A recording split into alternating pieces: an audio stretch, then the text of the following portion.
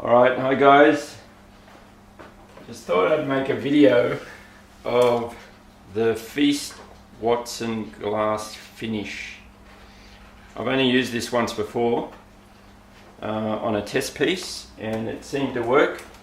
So I've got a bigger piece of work to do it on and thought I'd make a video of it and post it, and hopefully it will help some of you. Some of the things that you will need: you'll need a tin of proof seal to seal your work before you actually apply the epoxy.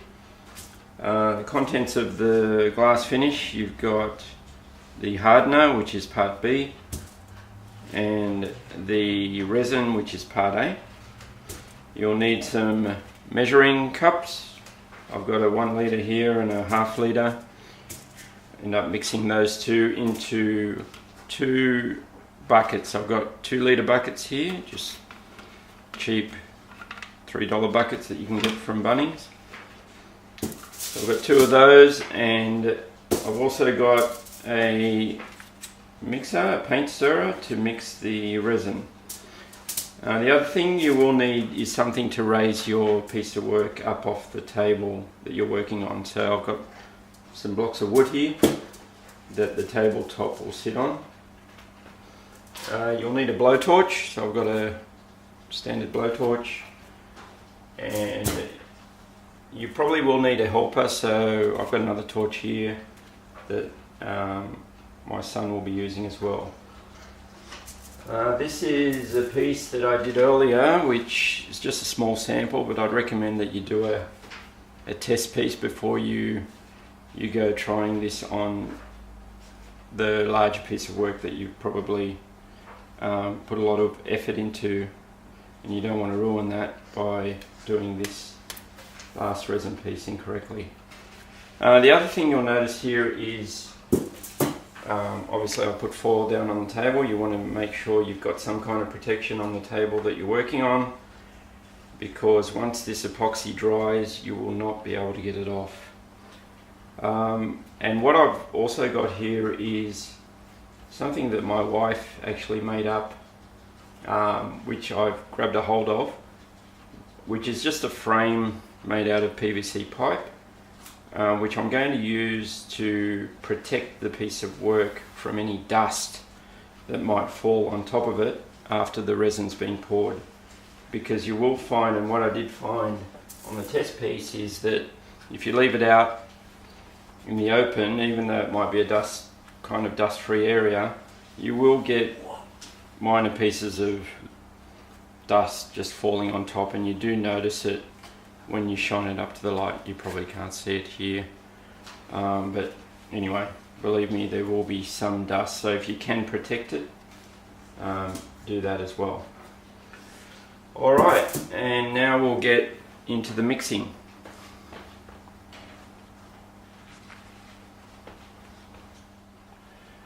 Okay, we're back, guys. One thing I forgot to mention before: rubber gloves. Make sure you've got rubber gloves on before you start, because this stuff is toxic and you want to protect yourself. Now, the other thing is, with the proof seal, I've applied 2 coats of this. I think the drying time on this is about 1 hour, but I've left it sit for about 3 hours for each coat. Yeah, good idea to use some kind of sealant. I just went with the Feast Watson proof seal just to be sure. So make sure you use that. And on the back of your piece of, on the piece that you're actually applying the resin to, you'll need to tape up the edges at the back. So that will protect it from forming droplets when you pour the resin down. You'll see how that looks when we do it. But make sure you tape up right to the edge and cut right to the edge there, as you can see, right around. And it's got a good width of protection around the base of the timber. That will obviously come off at the end. Okay, so we'll start the mixing process.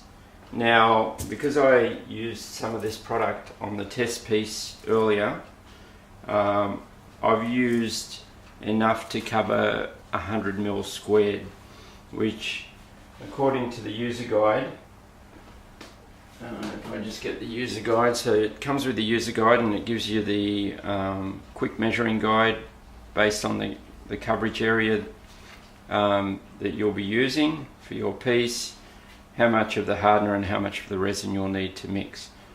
So for point 1 we had to mix 75 of the resin, 75 ml of the resin and 45 ml of the hardener. So I'm just going to mix the rest that's in each of the containers, which is basically 0.9 of a meter squared, which is 675 ml of the resin and 410 ml of the hardener. So we'll do that now.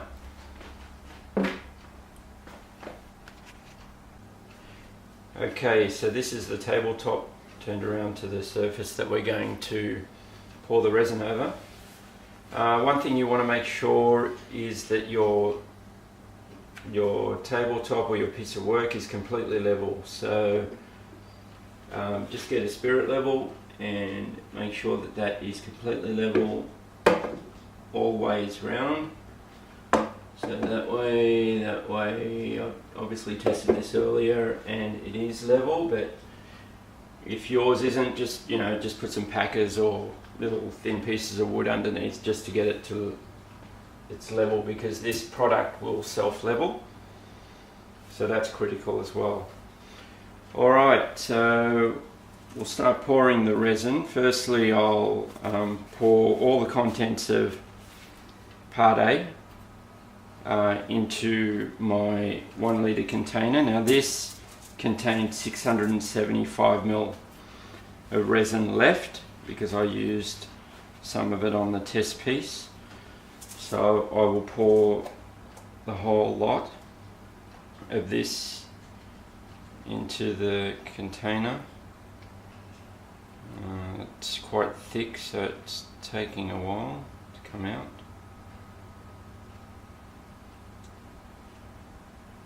Now I'd recommend you still measure it, even though the guide does say that this is how much is in the container, but probably a good idea just to make sure that according to the measuring container that's how much there is. And that looks pretty much right on 675, which is good.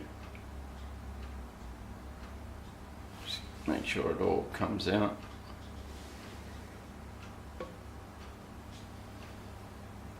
Okay, so that's the resin.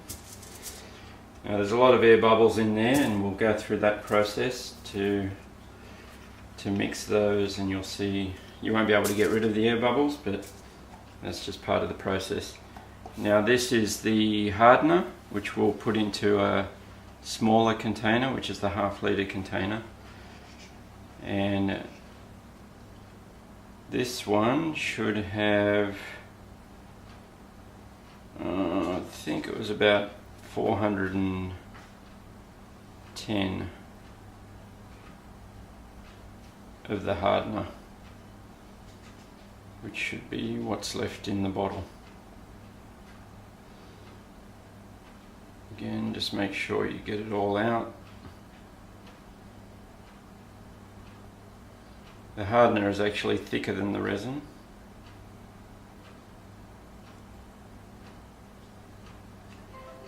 Now the user guide recommends that you actually mix both of these into a separate container.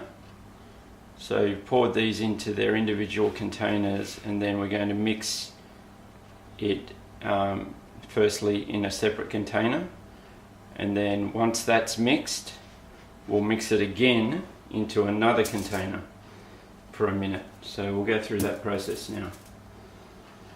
So here's our first container, which is a 2 litre container, which we know we're going to need at least 1.2 litre container with the two combined. So I'll pour the hardener in, or sorry, the resin firstly, and just make sure you get all of this out into your initial container. So that's worth getting your paint stirrer and scraping the sides of your container to make sure that all comes out.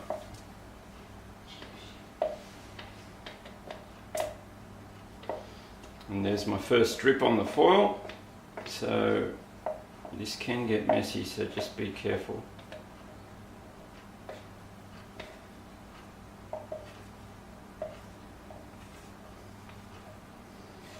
Are you sure that hardens for 410?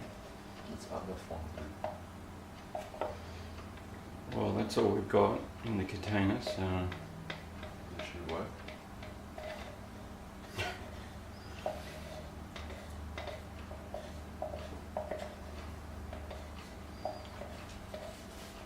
alright.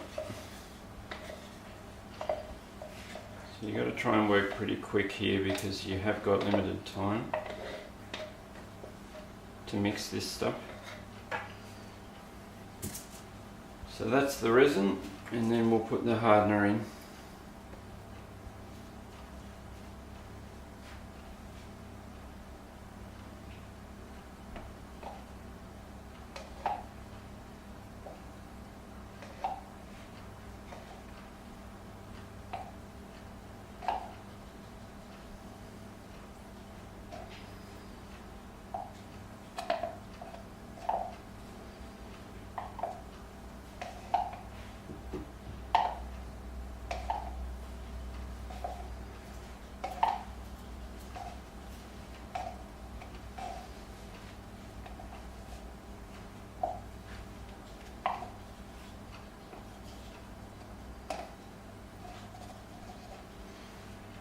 Okay, so that's now in, and if you want to just point the camera to show what this looks like, you can see it's quite cloudy and there's a lot of streaks that the combined ingredients starts to form.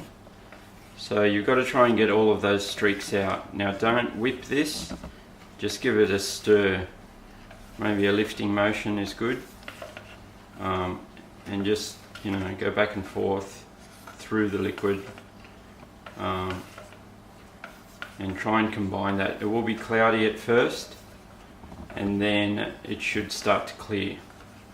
So I'll just put this down now so I can get a better handle. Like I said, you don't have much time to do this, so just be careful with it. Just keep stirring. You should do this for at least 5 minutes. So I'll do that and then we'll come back and I'll show you the next process. Okay, so I don't know if you can see now, hopefully you can, but this is a lot clearer and there's no streaks through the liquid, so you know it's ready once it's in that state. So what I'll be doing now is pouring it into the second bucket, the second clean bucket, which again, this is just what's recommended by the Feast Watson user guide. So I'll do that now. And that's the second bucket.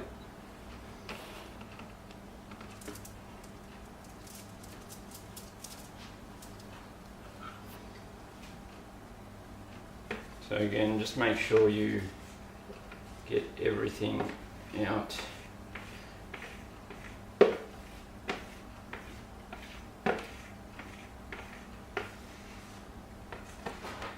Because the other thing is this epoxy resin isn't cheap, so you want to make sure you're, you know, not leaving anything to waste. And you don't want to be short, that's the other thing. So just getting the last bits of this out. And then we'll do the pour. Now, one thing I would do also, which I've already done on the bucket that I'll be using to pour, is just try and shape it so you've got a bit of a spout that you can get a good pour from.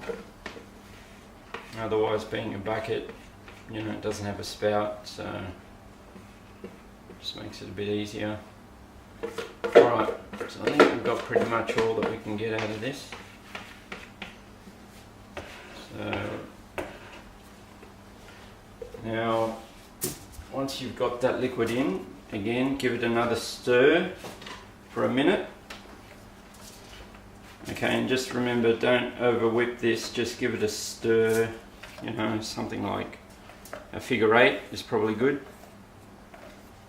Lifting it up as you go.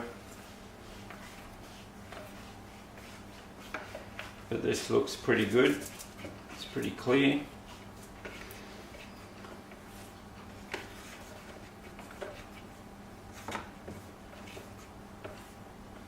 Alright, I think she's ready to go.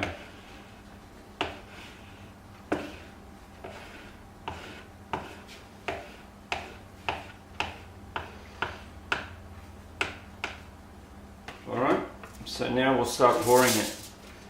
So like I said, I made a bit of a spout like that. So you can just grab the bucket. Now the best way is probably just go around the edges first and then work your way in. Because what you want to do is this, you want this liquid to pour itself over the edges. So you get a nice rounded curve. So let's try that.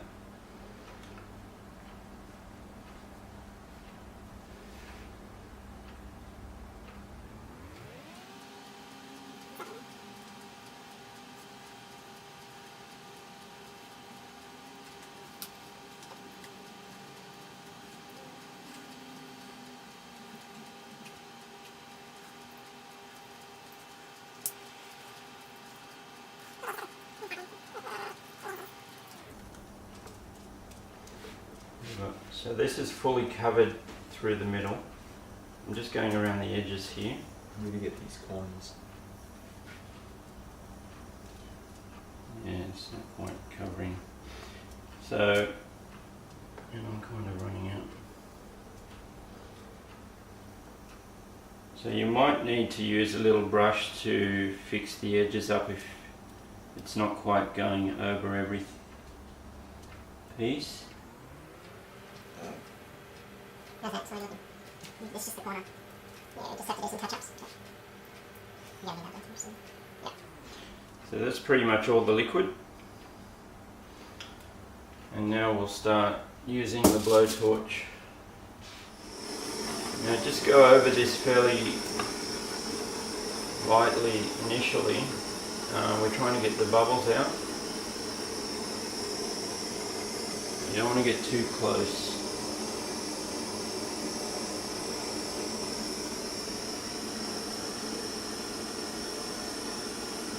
And you can see the bubbles popping as you do it.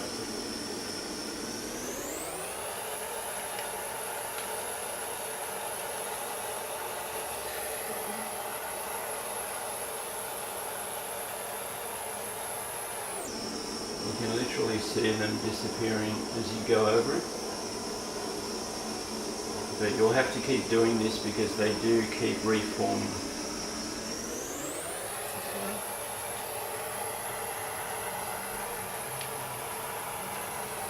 I think the bigger blowtorch works better. Look at that. Oh my god, it's a bug. Are you kidding me?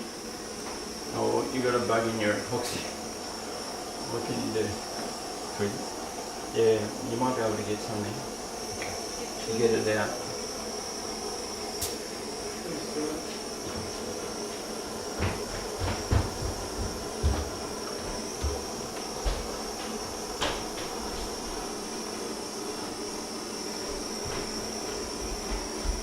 So we've just noticed a bug falling into our epoxy, which is probably a cool little feature, but we don't want it in there, so I'm just getting some tweezers to pick that out,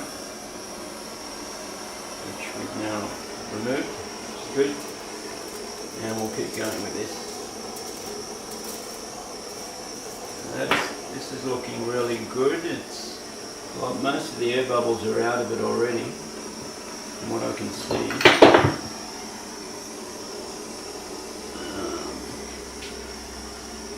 Now you will find that as you heat this up, the liquid will start pouring. I think I should get the corners with this. Yeah, just lightly.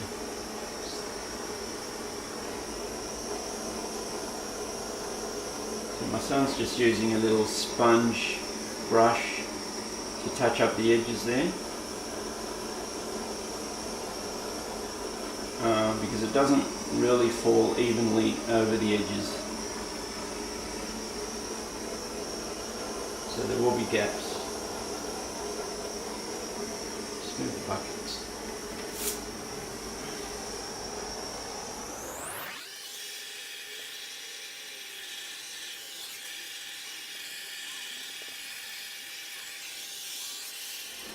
So we're working at night here, so it's a little bit hard to see some of these air bubbles. So I'm just shining a torch on it to see.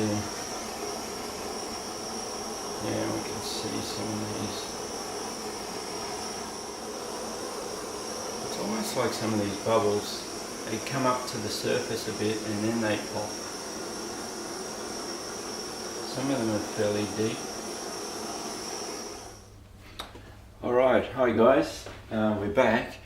So unfortunately last night had a bit of an issue with my camera on my battery, it ran out.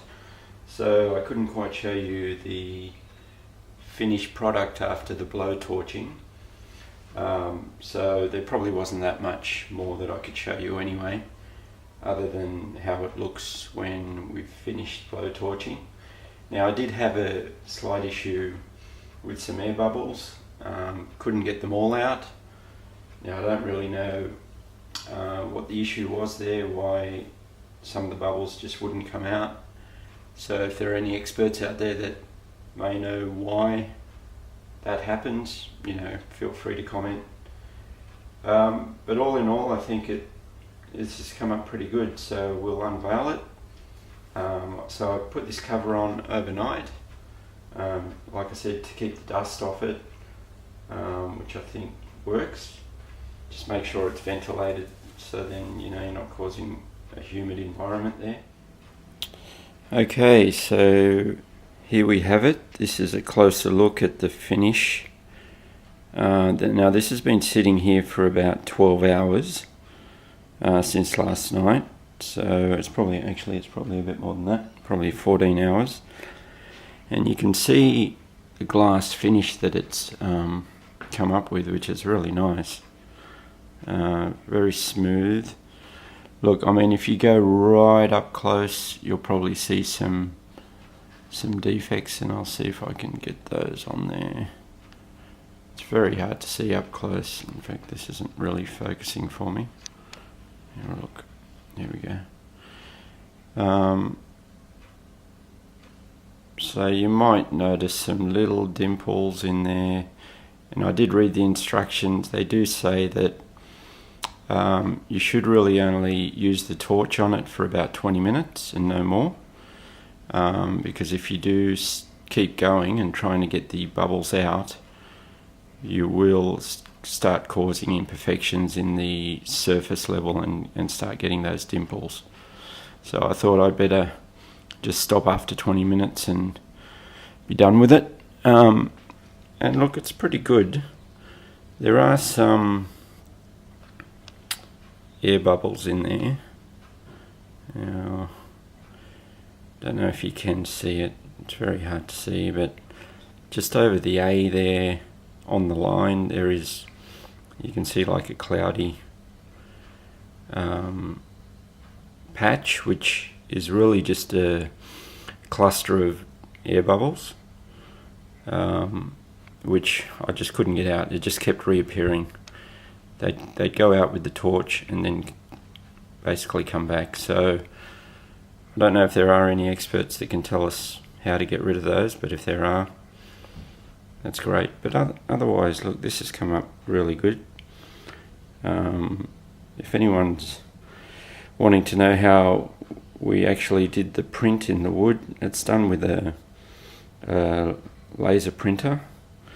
This is actually my son's timber project for school, so he's got access to one of these laser printers which They're quite expensive, I believe. I think they cost about $10,000. So he's made the most of that, and look, this tabletop's really nice. So anyway, the other thing I wanted to show you is we've removed the tape from underneath, and this is it here. So you can see the little bubbles that formed at the bottom. Let me focus that as well. So this was underneath the table, and the bubbles formed at the bottom, and then by removing that it removes the bubbles as well. So pretty important that you put the tape on, and make sure you line it up right up against the edge of the table. So you can see some, it's pretty good at the bottom here. You might need just to clean it up a little bit, but otherwise I think it's pretty neat. So we'll let this dry for 7 days to fully cure. I wouldn't touch this at all because you will leave fingerprint marks on it before it's fully cured. So I'll cover this back up and leave it here for another 7 days, and then it should be right to mount. Okay, well, thanks for watching, and if you have any comments on the video or further advice, let me know. But otherwise, good luck with your own projects.